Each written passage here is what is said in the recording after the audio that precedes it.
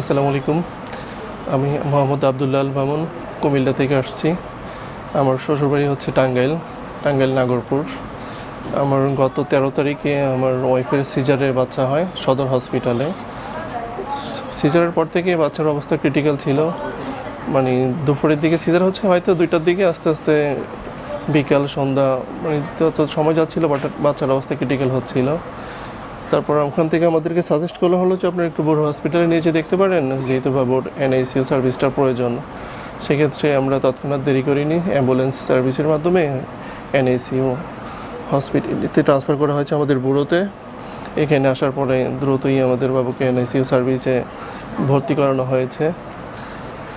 মোটামুটি আলহামদুলিল্লাহ 9 দিন এনআইসিইউতে ছিল আমাদের বাবু।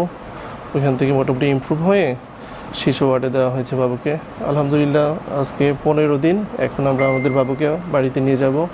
আলহামদুলিল্লাহ বাবু সম্পূর্ণ সুস্থ আছে, আপনারা সবাই দোয়া করবেন। আর ওভারঅল এখানকার সার্ভিস বা সেবা, ডাক্তার বলেন, নার্স বলেন, ক্লিনার বলেন, ওভারঅল সব কিছু আলহামদুলিল্লাহ আমরা স্যাটিসফাই। তারপর বিশেষ করে এখানে 24 আওয়ার ফার্মেসি সার্ভিসটা ওপেন আছে, বা যখনই আমাদের প্রয়োজন হয়েছে আমরা কোনো ডাক্তারকে বা নার্সকে যখনই দরকার হয়েছে আমরা পেয়েছি। সেই জন্য আমরা সন্তুষ্ট সার্ভিস নিই। আর এখানে চিকিৎসার খরচ আলহামদুলিল্লাহ অতটা বেশি না, মোটামুটি রিজনেবলের ভিতরেই।